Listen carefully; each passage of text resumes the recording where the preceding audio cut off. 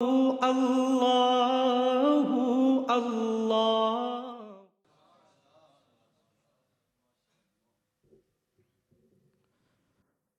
اسلام کی شوکت صدف دین کا گوہر ہے، شاہکار رسالت جسے کہیے نام عمر ہے۔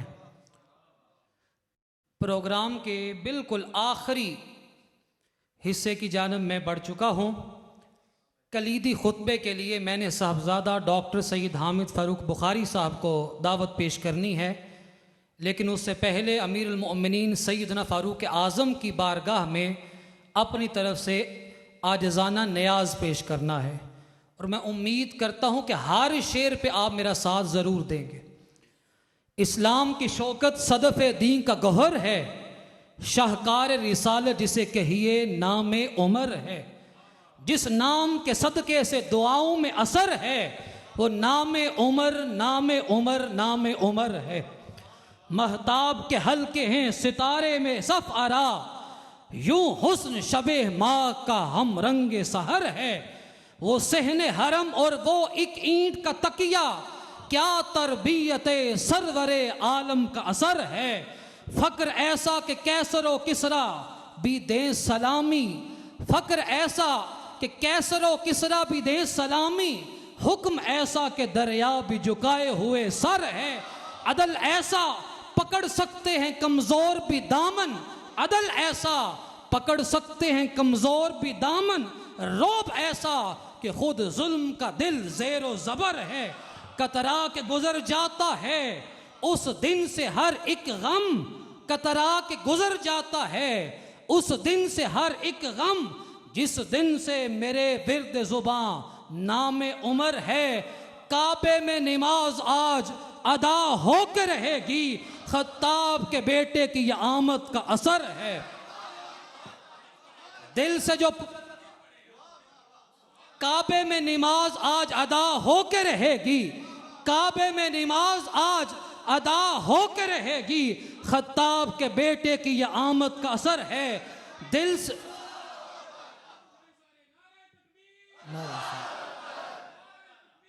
اللہ اکبر۔ دل سے جو پکارو گے عمر کو تو دم رزم، دل سے جو پکارو گے عمر کو تو دم رزم، یہ نام ہی شمشیر یہی نام سپر ہے۔ ہوتا جو نبی کوئی میرے بعد تو فاروق، اس کا ہے یہ فرمان جو خیر بشر ہے۔ قرآن کی آیات یہ دیتی ہیں گواہی، تقویٰ جسے کہتے ہیں وہ کردار عمر ہے۔ پھر آج ضرورت ہے تیری نوع بشر کو، پھر آج ضرورت ہے تیری نوع بشر کو، اس عہد کا مظلوم تیرا راہ نگر ہے۔ وہ دور نہ پا کر بھی یہ نسبت کہ نصیر آج، وہ دور نہ پا کر کے بھی نسبت یہ نصیر آج، بیعت تیرے افکار کی بردست عمر ہے۔ آئیے انہی جذبات کے ساتھ میں دعوت خطاب دے رہا ہوں صاحبزادہ ڈاکٹر سید حامد فاروق بخاری صاحب کو۔ تشریف لاتے ہیں اور اپنے خیالات کا اظہار کریں۔ نعرہ تکبیر، نعرہ رسالت، نعرہ حیدری۔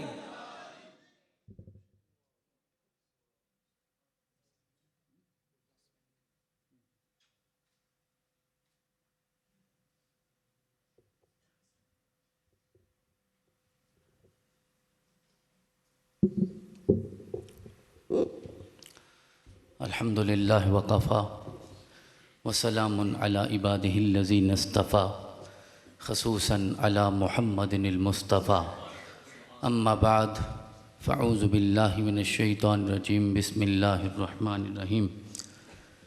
حضرات گرامی، جو صاحبزادہ سید عتیق الرحمن شاہ صاحب گفتگو فرما رہے تھے، اسی کے تسلسل میں میں یہ عرض کرنا چاہتا ہوں بغیر کسی تمہید کے کہ یہ 5 یا 6 ہجری کا واقعہ ہے کہ اہل مکہ نے اپنا نمائندہ بھیجا رسول اکرم علیہ تحیۃ و ثناء کی بارگاہ میں کہ جا کے یہ دیکھو کہ دنیا کے سارے اسباب تو ہمارے پاس ہیں، طاقت ہمارے پاس، سامان حرب ہمارے پاس، بڑے بڑے پہلوان ہمارے پاس، بڑے بڑے سردار ہمارے پاس، لیکن جب بھی جنگ ہوتی ہے فتح محمد کے غلاموں کو کیوں ملتی ہے؟ تو یہ پتہ کیجئے۔ جب وہ واپس آئے تو اس نے کہا، ایک جملہ اس نے بولا جو تاریخ کے سینے میں محفوظ ہو گیا. اس نے کہا میں دن اور رات وہاں گزار کے آیا ہوں، میں نے دیکھا ہے کہ ہم رہبان باللیل و فرسان بالنہار، یہ وہ ہیں رات کو تہجد گزار ہوتے ہیں اور دن کو شاہ سوار ہوتے ہیں. ہمارے ہاں بھی یہاں سارے محکمے علیحدہ علیحدہ ہیں، سارے ہی. جو نمازیں پڑھنے والے ہیں ان کا جنگ سے تعلق کوئی نہیں ہوتا، جنگ والوں کا نماز سے کوئی واسطہ نہیں ہوتا. کہا یہ کبھی بھی ناکام نہیں ہو سکتے. رات ہوتی ہے تو اپنے رب کے سامنے جھک جایا کرتے ہیں، تو جو رب کے سامنے جھکتا ہے رب اسے کسی اور کے سامنے جھکنے نہیں دیتا. تو وہ سارے ہی، اب اشرم وشرا سارے صحابہ دیکھیے، وہ رات کے تہجد گزار ہیں اور دن کے شاہ سوار ہیں. حضرت صدیق اکبر ہوں، حضرت فاروق اعظم ہوں، جناب عثمان ہوں، مولا کائنات شیر خدا جناب علی المرتضیٰ ہوں، حضرت سیدنا انس ہوں، جناب سیدنا بلال حبشی ہوں، حضرت عمار بن یاسر ہوں، جناب سلمان فارسی ہوں. جب استاد ایسا ہوتا ہے تو پھر معاشرے کو شاگرد بھی ایسے ہی نصیب ہوا کرتے ہیں. تو اب ذرا دیکھیے، بہت ساری باتیں ہو چکی ہیں اس حوالے سے.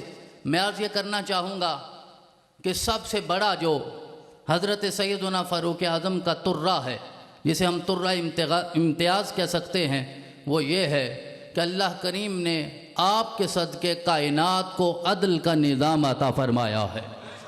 رسول اکرم نے فرمایا سبعۃ یظلھم اللہ فی ظلہ یوم لا ظل الا ظلہ، اور فرمایا کہ پہلا وہ ہے جو امام عادل، یعنی عادل امام ہو. ذرا اندازہ کر لیجئے کہ عادل امام قیامت والے دن عرش کے سائے میں ہوگا.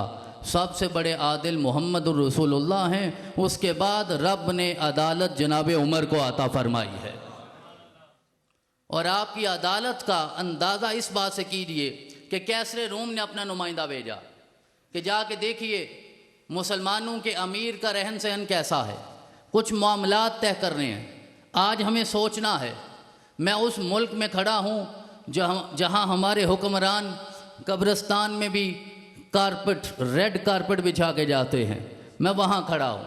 حضرت فاروق اعظم کی بات ہم کر رہے ہیں. چلیں، ڈاکٹر صاحب نے مسئلہ حل کر دیا تھا ابتدا میں. ہم ایسے نہیں بنیں گے تو حکمران فاروق اعظم جیسے کیسے ہو سکتے ہیں؟ اگر ہم نہیں ہوں گے تو پھر حکمران کیسے ہو سکتے ہیں؟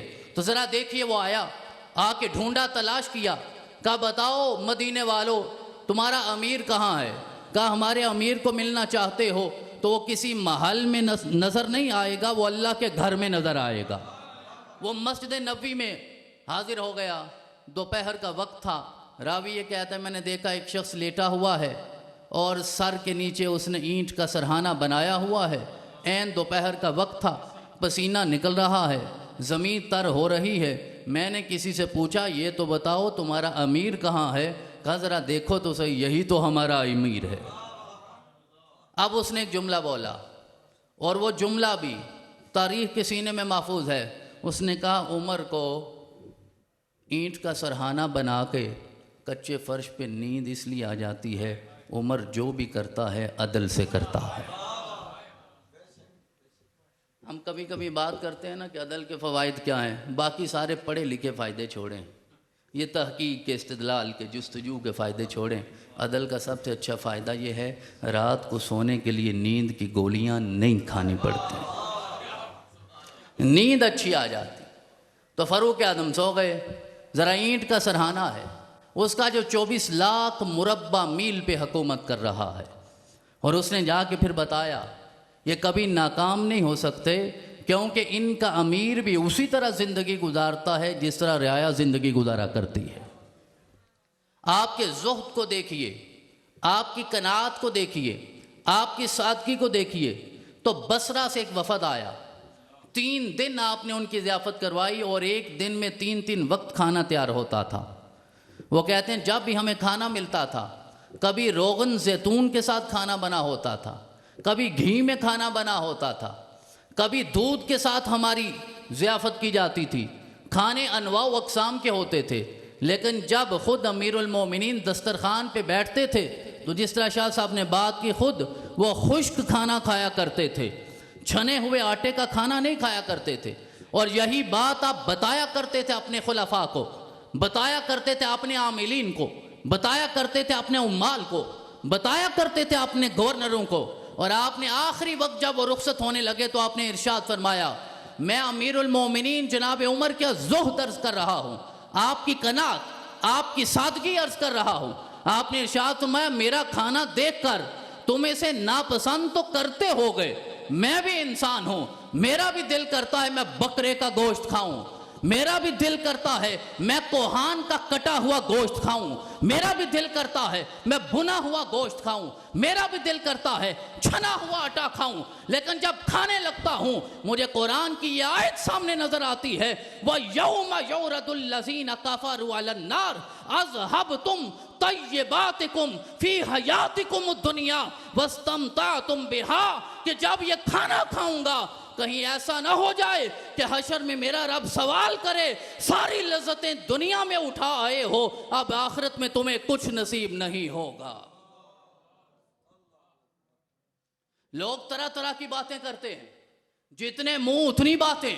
میں بات کر رہا ہوں عقیدے کی، میں بات کر رہا ہوں محبت کی، میں بات کر رہا ہوں عقیدت کی۔ یہ یاد رکھیے سیدنا صدیق اکبر ہوں یا سیدنا فاروق اعظم ہوں، سیدنا صدیق اکبر ہوں یا سیدنا فاروق اعظم ہوں، سیدنا صدیق اکبر ہوں یا سیدنا فاروق اعظم ہوں، انہوں نے اپنی نسلوں کے لیے، اپنے خاندانوں کے لیے کوئی مال و دولت کو جمع نہیں کیا، انہوں نے کوئی محلات نہیں بنائے، انہوں نے فقر کے ساتھ زندگی گزاری ہے۔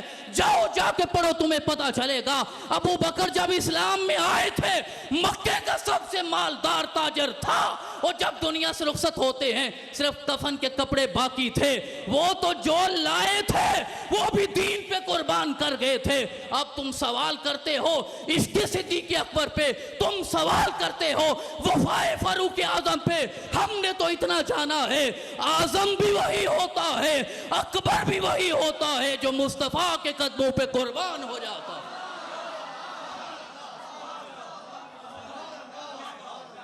عتیق شاہ صاحب نے فرمایا کہ عمر ابن خطاب ہیں تو ہوں گے، ہمیں کوئی اعتراض نہیں ان کے ابن خطاب ہونے پہ، کسی کے ابن عفان ہونے پہ، کسی کے ابن ابی طالب ہونے پہ کوئی اعتراض نہیں ہے، ہم انہیں صرف اسی نسبت سے جانتے ہیں جو میرے مصطفیٰ نے عطا فرمائی ہے۔ میں مدرسے میں بیٹھا ہوں، میں دانشگاہ میں بیٹھا ہوں، میرے علاقے کی سب سے بڑے دانشگاہ کے شیخ الجامعہ تشریف فرما ہیں، ذرا کسی بچے سے، مدرسے کے بچے سے اٹھا کے سوال پوچھئے حضرت ابوبکر کا اصل نام کیا تھا؟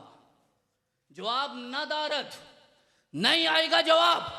ابو بکر بچہ بچہ جانتا ہے، صدیق اکبر بچہ بچہ جانتا ہے، فاروق اعظم بچہ بچہ جانتا ہے، ذوالنورین کو بچے بچے جانتے ہیں، مولا کائنات شیر خدا ابو تراب کو بچہ بچہ جانتا ہے، کیونکہ ہمارے لیے اس نسبت کی اپنی اہمیت ہوگی، لیکن آج سے ہم صرف اس نسبت کا احترام کرتے ہیں جو فاطمہ کے بابا نے کائنات کو عطا فرمائی ہے۔ تلوار لے کر نکلے تھے نا گھر سے، تلوار لے کے نکلنے والا صرف فاروق نہیں بنا، فاروق اعظم ہو جاتا ہے۔ اب زمانے میں جتنے بھی فاروق آ جائیں، یہ چھوٹے موٹے جتنے بھی فاروق آ جائیں، یہ قربان ہیں اس فاروق اعظم کے قدموں پر۔ یہ جتنے صدیق آ جائیں وہ سارے صدیق قربان ہیں صدیق اکبر کے قدموں پر۔ اور پتہ ہے یہ سارے فاروق کیوں قربان ہیں فاروق اعظم کے قدموں پہ؟ یہ صدیق کیوں قربان ہیں؟ یہ آخر میں بتاؤں گا، یہ آخر میں بتاؤں گا کہ یہ سارے صدیق بھی قربان ہیں، یہ سارے فاروق بھی قربان ہیں، یہ سارے عتیق بھی اس عتیق کے قدموں پہ قربان ہیں، یہ سارے بشر بھی اس ذوالنورین کے قدموں پہ قربان ہیں۔ آج تو اتنی ہی بات ہو جائے تو کافی ہے، علی کا باپ چھڑے گا تو پھر تو بات ختم ہی نہیں ہوگی۔ تو لہذا ہمیں یہ دیکھنا ہے کہ ان لوگوں نے اپنی ذات کے لیے، یار جو اینٹ کا سرہانہ بنا کے سونے والا ہو اسے دنیا کا لالچ کیا ہوگا، اسے محلات سے کیا غرض تھی، جو جب بیت المقدس میں فلسطین میں پہنچتا ہے خادم بیٹھا ہے سواری پہ اور آقا نے لگام پکڑی ہے، وہ پہچان نہ پائے، آگے بڑھے استقبال کرنے کے لیے، کیونکہ انہوں نے سمجھا تھا آقا سواری پہ ہوتا ہے، غلام لگام پکڑتے ہیں۔ جب آگے ہوئے اور اسے ہار پہنانے لگے، اس نے کہا پیچھے ہٹ جائیے، میرے آقا تو سامنے کھڑے ہیں۔ تو آج باتیں کی جاتی ہیں، ذرا دیکھیے ان ہستیوں نے، اور لکھ کر گئے، فاروق اعظم لکھ کر گئے، او حکمرانوں، فاروق اعظم لکھ کر گئے، فاروق اعظم کے نظام حکمرانی کو سمجھنے والوں، طرز حکومت کو سمجھنے والوں، فاروق اعظم لکھ کر گئے تھے، ان 6 لوگوں کی کمیٹی ہے، یہ شورا ہے، میرا بیٹا عبداللہ اس میں کبھی شامل نہیں ہونا چاہیے۔ یار دنیا احمق نہیں ہے، دنیا مجنون نہیں ہے کہ 1400 سالوں سے فاروق کا نام ہی صرف یاد ہوا ہے۔ فاروق نے یاد کروایا ہے، بتایا ہے زمانے کو یہ فاروق ہوتا ہے۔ ابھی شاہ جی نے شعر پڑھا، فاروق اعظم نے کہا آقا آج باہر نکلیے، آج آ گیا میں آپ کی مراد بن کر، آئیے ہم صحن حرم میں جا کے نماز پڑھیں گے۔ آقا نے فرمایا شاید ابھی حکمت یہ ہے کہ ہم باہر نہ نکلیں۔ کہا نہیں آقا میں آپ کی خدمت میں حاضر ہو گیا ہوں، مانگا تھا نا، جس صحن میں جس غلاف کو پکڑ کر سب سے پہلے مجھے مانگا تھا، اسی صحن میں جا کر میں پہلی دین کی نماز پڑھنا چاہتا ہوں۔ اور پڑھی آپ نے نماز، تو عدالت ہے تو فاروق اعظم کی، قناعت ہے تو فاروق اعظم کی، زہد فاروق اعظم سمجھ نہ آئے تو زہد کو سمجھیے جا کر۔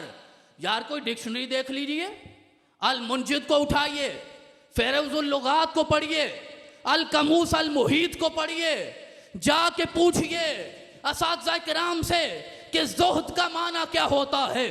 اگر کتاب پڑھنے سے زہد سمجھ نہ آئے تو نگاہیں اٹھا کے دیکھ لو، زہد تو تیرے سامنے بیٹھا ہے۔ اگر اللہ نے انہیں اتنا زہد عطا فرمایا ہے تو فاروق اعظم کو کتنا عطا فرمایا۔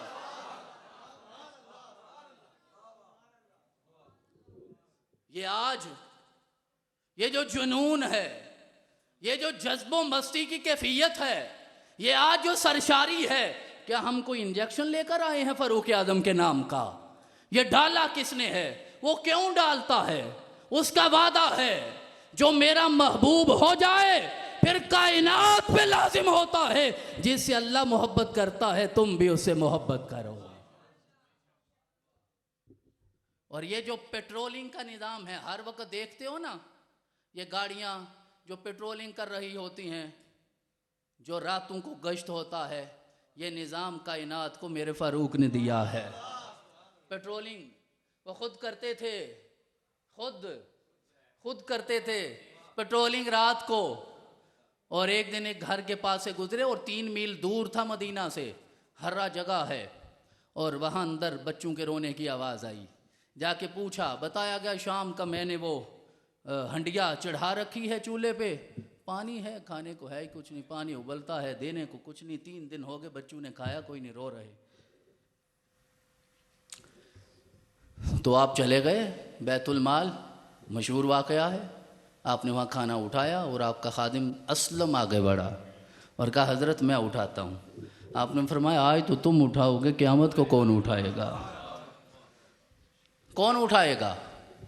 آپ نے اٹھایا، لے آئے، کھانا بنا تو کہا کیا تمہارا حکمران تمہاری خبر گیری نہیں کرتا؟ کیا خلیفہ خبر گیری نہیں کرتا؟ تو وہ کہنے لگی باتیں تو کرتے ہیں لیکن کبھی عمر یہاں آیا نہیں، کبھی آ کے ہمارا حال پوچھا نہیں، تو قیامت والے دن اللہ کی بارگاہ میں شکوہ کروں گی۔ رونگٹے کھڑے ہو گئے امیر المومنین کے، جن سے شیطان بھی بھاگ جاتا تھا۔ کبھی رونگٹے کھڑے ہوئے ہیں آپ کے؟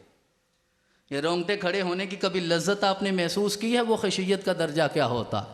جب رونگٹے کھڑے ہو گئے، رونا شروع کر دیا، وہ پریشان ہو گئی، آپ کو دعائیں دے رہی تھی، جانتی نہیں تھی یہ عمر ہیں۔ آپ کہنے لگے میں ایک سفارش کرنا چاہتا ہوں۔ کہا بولیے۔ آپ نے فرمایا میں آدھی رات کو آیا ہوں، دیکھا بچے رو رہے تھے، میں تیرے لیے کھانے کا سامان لے کر آیا ہوں، اب بچوں کے لیے کھانا تیار ہو گیا ہے، اگر میں سفارش کروں تو عمر کو معاف کر دو گی؟ تو کہنے لگی نہیں، آپ نے دوبارہ کہا، 12 کہا، تو پھر کہنے لگی ہاں اگر آپ کہتے ہیں تو میں عمر کو معاف کر دیتی ہوں۔ آپ نے فرمایا میں ہی تو عمر ہوں۔ ایسے تو کنٹرول نہیں ہوتا، ایسے تو کامیابیاں نصیب نہیں ہوتی۔ اور جو ڈاکٹر صاحب نے ابتدا میں کہا نا، جو نظام احتساب تھا نا، نظام احتساب، محاسبہ، حسبہ فاروقی پڑھنا ہوگا۔ آج کے معیشت دانوں کو، آج کے معاشرت دانوں کو، آج کے سیاست دانوں کو، آج کے تاریخ دانوں کو، آج کے قانون دانوں کو یہ پڑھنا ہوگا کہ وہ نظام احتساب کیا تھا۔ ہمس کے گورنر ہیں، سعید بن عامر ان کا نام ہے۔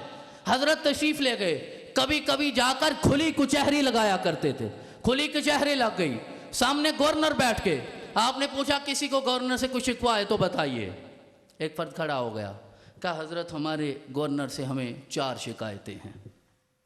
4 شکایتیں۔ ایک شکایت یہ ہے کہ یہ ہر روز فجر کی نماز پڑھنے کے بعد 1 گھنٹہ اپنے گھر کا دروازہ بند کر دیتے ہیں۔ ہمیں اس وقت کوئی ضرورت بھی ہو سکتی ہے اور گورنر صاحب دروازہ بند کر کے تو اندر چلے جاتے ہیں۔ دوسری شکایت یہ ہے کہ عشاء کی نماز کے فوراً بعد دروازہ بند اور فجر تک دروازہ کھلتا نہیں ہے۔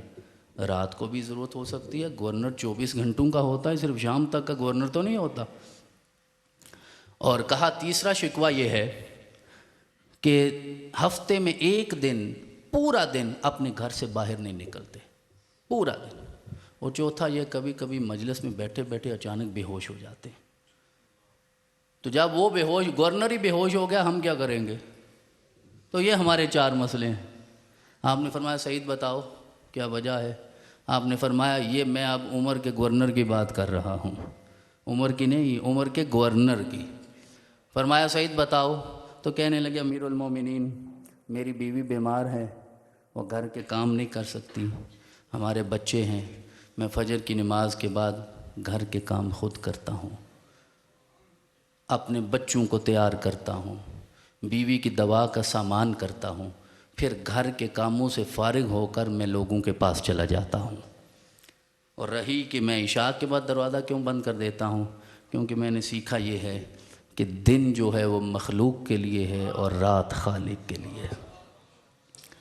یعنی سعید بن عامر یہ بتانا چاہ رہے ہیں کہ جس کے پاس آ کر ساری مخلوق اپنے شکوے بیان کرتی ہے، اس بیچارے نے بھی تو کسی کے سامنے اپنا شکوہ بیان کرنا ہے، اس نے بھی تو کسی کے سامنے اپنا حال سنانا ہے۔ سارے یہاں آ کر اپنا حال تو سناتے ہیں، اور جسے سناتے ہو کبھی اس کا حال بھی سنا ہے، کبھی اس کا حال بھی پوچھا ہے؟ تو کہا میں رات اللہ کی بارگاہ میں چلا جاتا ہوں، میں ان کا گورنر ہوں، اور اس کی بارگاہ میں حاضر ہو کر اپنے مسائل کا حل بھی تلاش کرنا ہوتا ہے۔ اور جو ہفتے میں ایک پورا دن گھر میں بند رہتا ہوں، اس کی وجہ یہ ہے کہ میرے پاس پہننے کے لیے صرف یہ 1 کپڑے کا جوڑا ہے۔ ہفتے بعد گھر چلا جاتا ہوں، سارے کپڑے دھوتا ہوں، انہیں تیار کرتا ہوں، پورا دن گزر جاتا ہے اسی کام میں، پھر دوسرے دن میں باہر آنے کے لیے تیار ہو سکتا ہوں۔ تو فرمایا بے ہوش کیوں ہوتے ہو؟ کہنے لگے امیر المومنین قبول اسلام سے پہلے کی بات ہے کہ جب حضرت خبیب کو مکے کے چوک میں سولی چڑھایا گیا تھا، اس وقت میں بھی وہاں موجود تھا، اور مجھے لگتا ہے کہیں اسی وجہ سے اللہ کی بارگاہ میں میری پکڑ نہ ہو جائے۔ یہ خشیت کا عالم ہے۔ اور حضرت فاروق اعظم روٹیشن کرتے رہتے تھے، یعنی 1 سال سے زیادہ کسی گورنر کو کسی ایک علاقے میں مخصوص نہیں رکھتے تھے، اسے تبدیل کر دیتے تھے، 1 سال بعد اسے دوسری جگہ، دوسرے کو یہاں بھیج دیتے تھے۔ اور اس نظام کی وجہ سے آپ ہر چیز پہ اپنی نظر رکھتے تھے۔ اور جس کی طرف ڈاکٹر صاحب قبلہ نے اشارہ کیا، اس صحابی کا نام ہے محمد بن مسلمہ الانصاری، جو حضرت سیدنا فاروق اعظم کے انسپیکٹر جنرل تھے، یا آپ کہیے چیف تھے ISI کے۔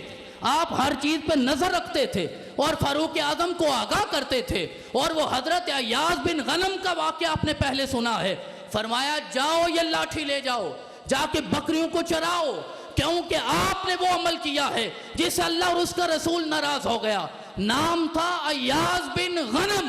تو کہنے لگے اس زندگی سے بہتر تھا کہ مجھے موت آتی، میں زندہ نہ رہتا، میں چلا جاتا۔ آپ نے فرمایا پریشان ہونے کی کوئی بات نہیں، تو ہے ہی غنم کا بیٹا، تو غنم تو ہوتا ہی وہ ہے جو بکریاں چرانے والا ہو، اور میں تو وہ ہوں جسے اونٹ چرانے کا سلیقہ بھی نہیں آتا تھا۔ محمد الرسول اللہ کے قدموں سے وابستہ ہوا، اللہ نے 24 لاکھ مربع میل کا حاکم بنا دیا۔ اب میں اپنی بات ختم کرنے کی طرف، میرا وعدہ تھا کہ سارے صدیق قربان ہو جائیں صدیق اکبر پہ، میرا وعدہ تھا سارے فاروق قربان ہو جائیں فاروق اعظم پہ، لیکن اب ولیات عمر کے اعتبار سے کہ حضرت عمر نے وہ کام جو تاریخ انسانیت میں سب سے پہلی بار ہوئے، وہ اشارتاً عرض کر کے مردم شماری سب سے پہلے حضرت فاروق اعظم کے زمانے میں ہوئی، تکافل، انشورنس، کفالت عامہ کا نظام سب سے پہلے فاروق اعظم کے دور میں ہوا، بیت المال کا محکمہ فاروق اعظم کے دور میں قائم ہوا، عشر و زکوٰۃ کا محکمہ حضرت فاروق اعظم کے دور میں قائم ہوا، پولیس کا محکمہ، چھاونیاں، فوج کی چھاونیاں، یہ سارا نظام حضرت فاروق اعظم نے دیا۔ اور سب سے معروف بات ہے یہ جو سن ہجری کا اجرا ہوا تھا، سن ہجری کا اجرا، یہ بھی حضرت سیدنا فاروق اعظم نے فرمایا ہے۔ اور 20 رکعتیں تراویح پڑھنے والوں تمہیں مبارک ہو، تراویح کی جماعت کا اہتمام بھی سب سے پہلے حضرت فاروق اعظم نے فرمایا ہے۔ اب وہ بات عرض کر دوں جو میرا وعدہ ہے، اور 1 2 3 واقعات صرف 2 منٹ میں اور بات ختم ہو گئی کہ حضرت سیدنا فاروق اعظم ممبر پہ تشریف فرما ہے۔ حضرت امام حسین آ گئے، ابھی بچے تھے، امام حسین آ گئے، بچے تھے، اور کہا یہ میرے ابا جی کا ممبر ہے، نیچے اتریے، کیونکہ انہوں نے تو اسی ممبر پہ اپنے نانا کو دیکھا تھا، تو کہا نیچے اتریے۔ حضرت فاروق اعظم نے نہیں کہا یہ بچہ ہے اور ہزاروں کا مجمع ہے، وہ فاروق اعظم نیچے اترے، سر سے امامہ اتارا، حسین کے قدموں میں رکھا، کہا یہ ممبر کیا ہے، اللہ نے سر کے بال بھی تیرے نانے کے صدقے میں عطا فرمائے ہیں۔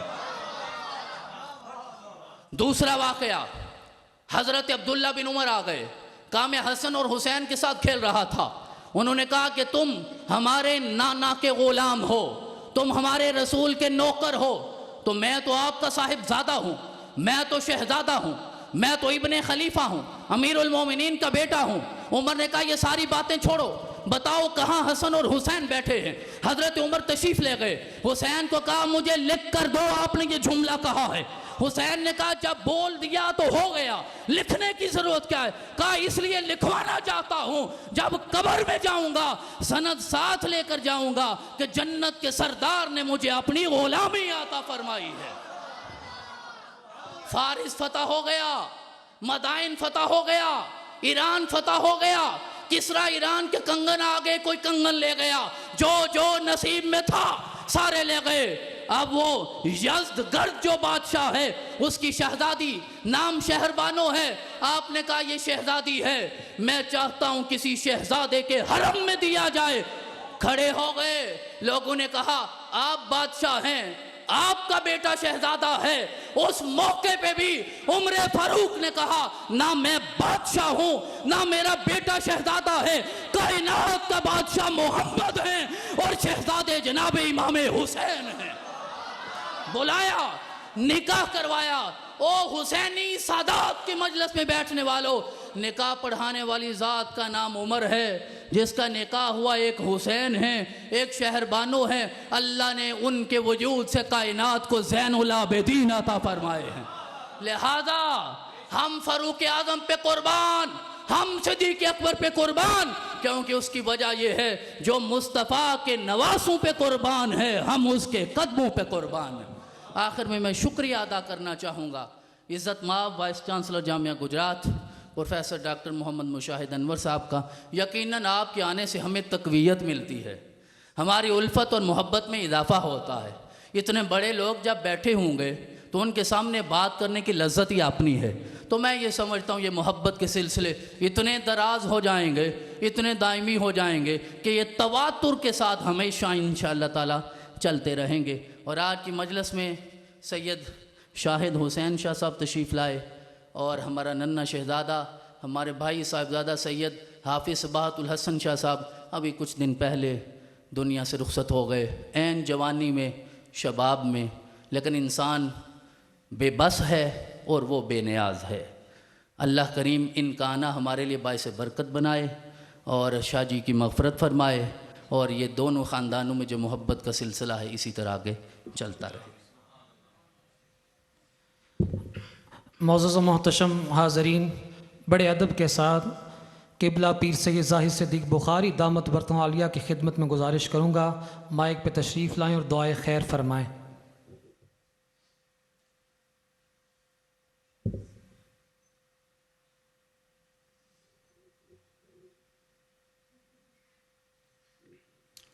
اللہم صلی علی سیدنا مولانا محمد وعلی آل سیدنا مولانا محمد وبارک وسلم۔ سارے دعا کرو اللہ تعالیٰ بیماران صحت کاملہ عطا فرمائے، پریشان حال لوگوں نے سکون قلب نصیب فرمائے، اولاد نہیں تو اولاد نرینہ عطا فرمائے، اگر اولاد ہے تو انہیں ہدایت نصیب فرمائے۔ تھوڑے وقت پہلے ایک میرے دوست کا ٹیلی فون آیا کہ ان کے بچے دل دی تکلیف ہوئی، ہاسپیٹل لے گئے، دعا کرو اللہ انہوں صحت کاملہ عطا فرمائے۔ تمام دنیا دے مسلمانوں یا اللہ تعالیٰ یک جان ہون دی توفیق عطا کرے اور مل کے کفر دا مقابلہ کرنے توفیق عطا کرے۔ پاویں فلسطین ہوئے پاویں کشمیر، سارے مسلمان مل کے انہوں دا ساتھ دینے توفیق عطا کرے۔ ملک پاکستان اندرونی بیرونی دشمن محفوظ فرمائے اور اس پروگرام اپنی بارگاہ قبول و منظور